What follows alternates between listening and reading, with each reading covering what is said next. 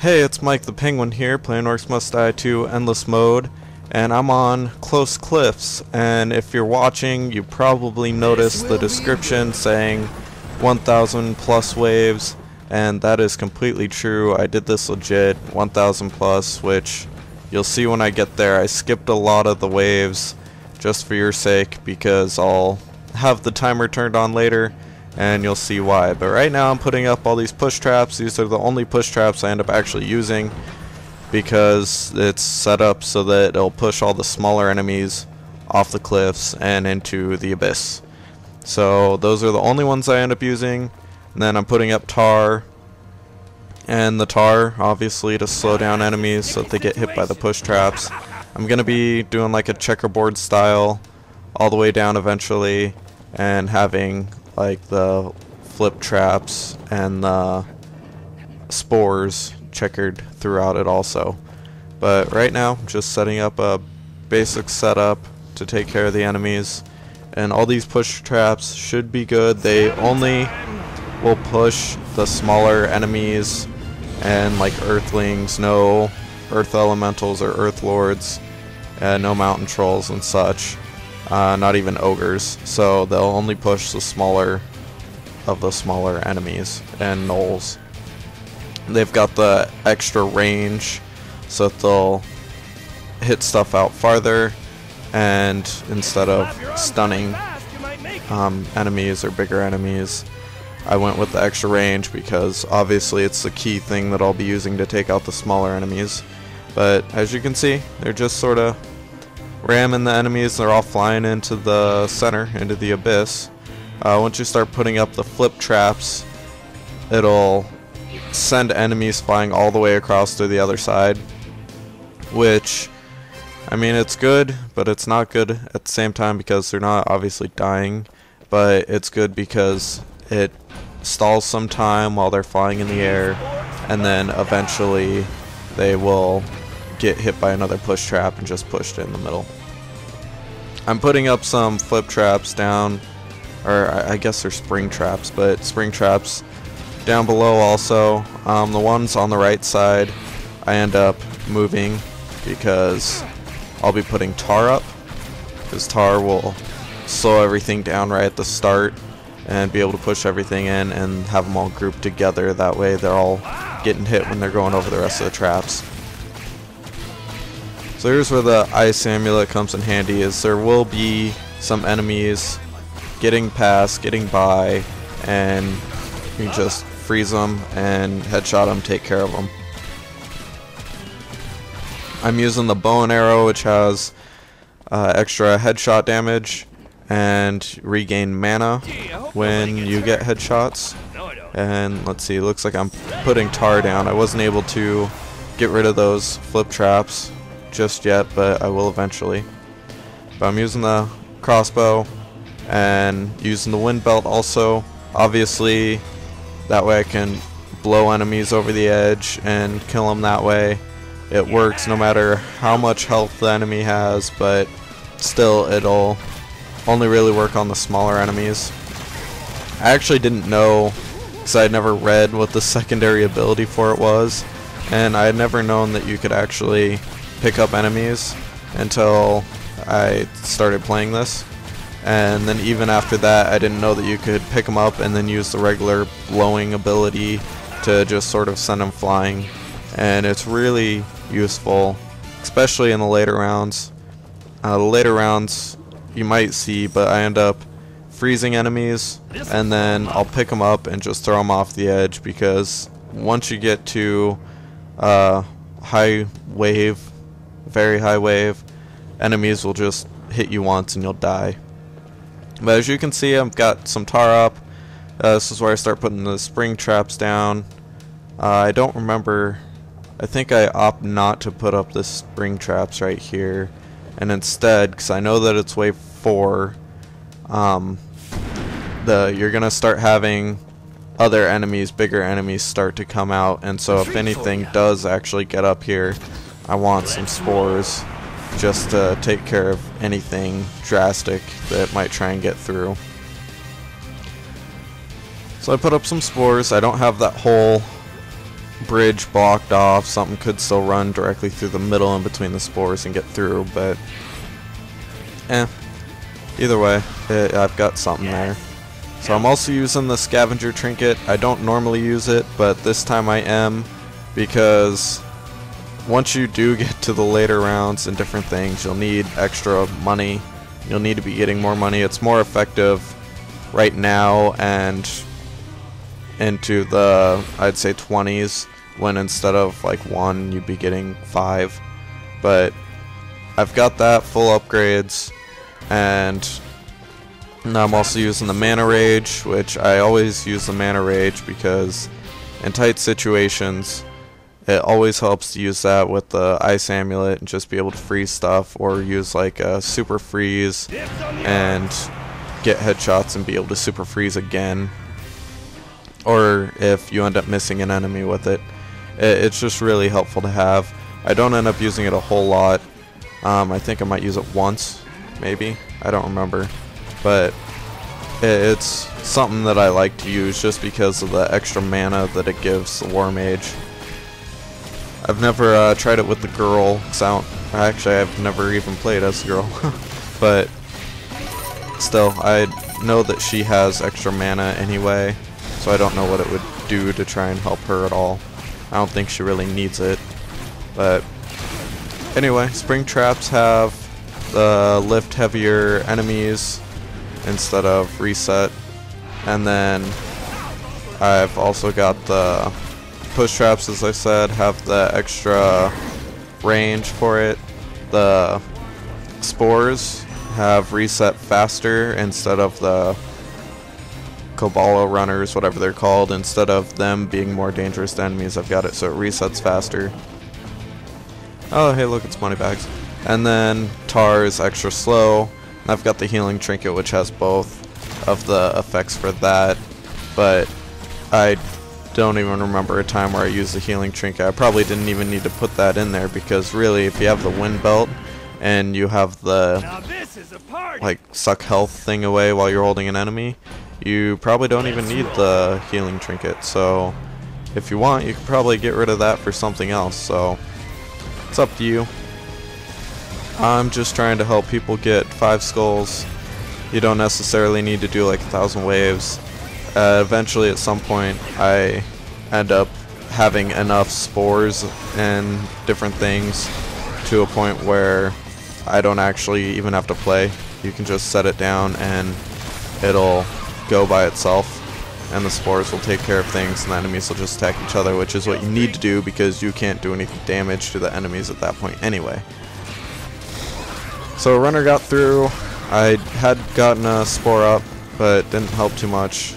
I really don't want to have enemies using the spores, and so I'm trying to take out as much as I can.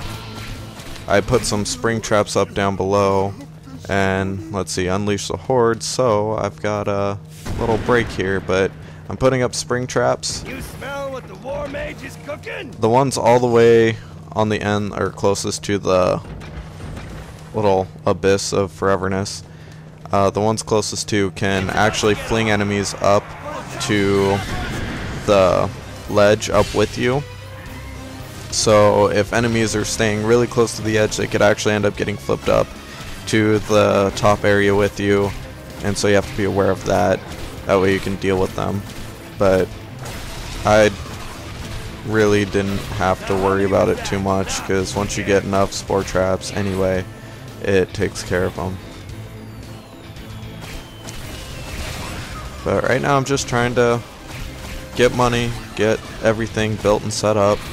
Like I said, the push traps, that's as many push traps I'm gonna have. Spring traps I'll have set down below right there, and then some checkerboard out through the top, or the area where I'm running to right now. I'll have some checkerboard through there, and that's pretty much all I'll use for spring traps too. The rest will just be spore traps, lots and lots and lots and lots of spore traps. But each thing does its part. The tar traps do their part, slowing stuff down right off the bat, and over on the far side, push traps have their part, spring traps have their part. It all works together. So I've got double spring traps set up on either side. Eventually, that last part of the tilt, I'll have another set there, and then that's all I'll have for spring traps. I'm just gonna be playing up until wave 10, and then I'll skip to some more important parts where I finish the build, and then I'll skip to the late waves. And at the end I will give a run around of an overview just to see like everything that I've got, which is just a massive amount of spores. It's just crazy, but that'll be at the end. I still have a ways to go, and like I said, I'll have a timer up so you can see how long it took. A lot of it was just me pretty much setting down the mouse and just standing in the back and letting the enemies go through. If you see right there what I did, the troll stepped on the spore, and then as the countdown was going, I got rid of the spore, like sold it, and it destroyed the troll, which that works great for elemental lords, by the way, because if an elemental lord steps on it, you can get rid of it and it just disappears and goes away. You don't have to worry about smaller versions. It just takes care of them right there, just like that. Here I'm using the wind belt. I picked them up and dropped them in, and sort of what I'm trying to do. It's actually the first time I had ever been doing that, and so I was just trying it just because. Here I go again with the ice. I love the ice amulet. It takes care of stuff so well. Way overpowered actually, but yeah. Still with the spores, the little trick there, selling them, killing enemies and whatnot. I think that really is the only way that you could get as far as I did, because if they had something like sort of a handicap to where if you used trap and then decided to sell it later, if they had it to where you would get it for less, less money back when you try and sell it, then I don't think that plan would work out very well, because even if they had like you only get what you paid minus 100, that could still be potentially dangerous for the fact that you would need to know in the later rounds, like, oh, I've only got 100 money left. If I go and sell this, then I could get 1, but I can't get rid of 2, sort of thing. It would make things a lot more difficult. It sort of makes it a lot easier being able to sell something and get it back for the full price. I was definitely surprised when that was happening, when I noticed that you got it back for full price, which I noticed a long time ago when I first started playing the game, but still. But right here, I think I was just trying to think of where I was going to be wanting to place the spore traps or the flip traps, spring traps, whatever you want to call them, or whatever they are called. But I was just thinking about where I was going to be placing those and what I was going to be doing to manage all the smaller enemies. But otherwise, just trying to get coins, run around, grab coins, and save up as much money as I can.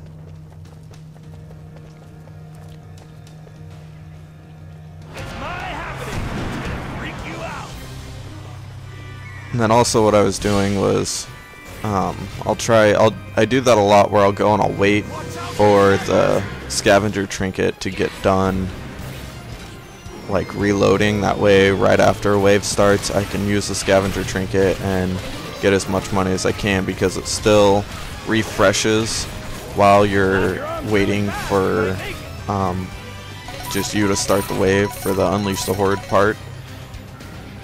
You can use that time to either wait for the Scavenger Trinket to finish reloading or just do something else.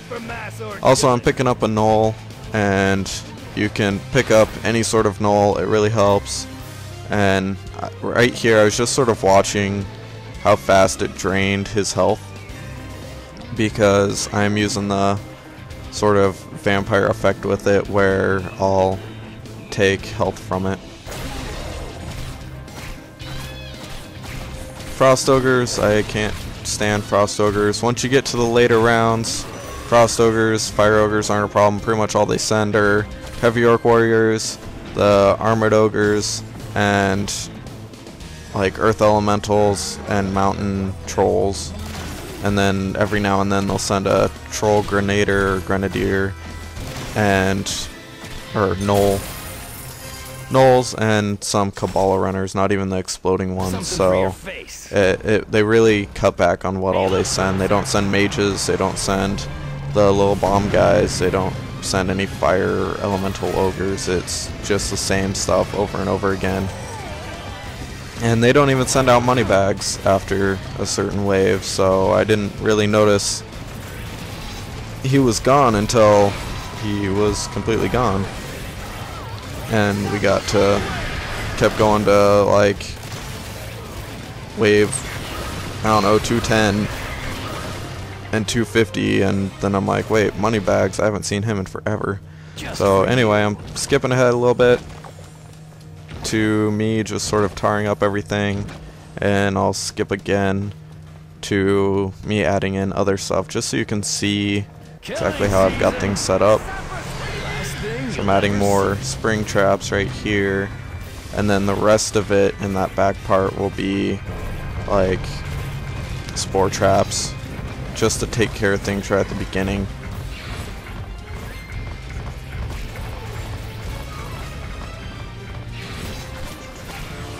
So I think I played through a little bit. It's so weird seeing that I'm doing so much damage by headshotting like an Earth Lord, because in the later rounds you do virtually no damage to any enemies whatsoever, and they can just hit you once and you're gone. If you haven't guessed by now, this is a post gameplay commentary. I really didn't want to like play through the whole thing and have like a 20-hour commentary of me either just sitting and watching or playing through this. And I really wouldn't want to try and put up a super long video anyway, because that just wouldn't be any fun, considering it took a very long time. And there were times where I just paused the game and like slept and then came back the next day and started it up again. But anyway, right here I'm gonna get the last of my spring traps right here. And then after that, it's pretty much just getting spores everywhere and figuring out where to build up your spores from, starting with the bridge usually, but it's pretty much what I do is I end up building out the bridge and then a little bit past it and then down the ramp. I put it there and I decided not to, because I didn't really remember. I wanted to put stuff up in a pack, but here I'm going to be skipping ahead to wave 1000. At least I think 1000, maybe 100, and then 1000. Yeah, here's wave 100. So I've got a bunch more spores down here below, sort of got them tiered up because enemies will go through, and then I've got a ton of spores up top, spores over on the right side, and then of course I've got spores up in the front where the bigger set of enemies and smaller enemies come out of. I grew the spores more to the right side because the earth elementals pretty much come out the right side there. Let's go. Time to go to work. Treat time. Skipping ahead, here's wave 1000 with a ridiculous amount of spores everywhere, and I just sort of shot this little thing because I made it to wave 1000, and at this point in the game it just plays itself. You can't do any damage to anything. The most I could do is like freeze or blow the smaller enemies over the cliff, but otherwise it plays itself. And once this wave is done, I'm gonna do a little run around and show everything in the map.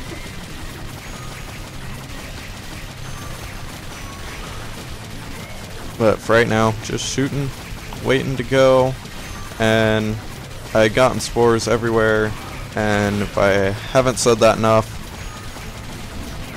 they're really, really useful.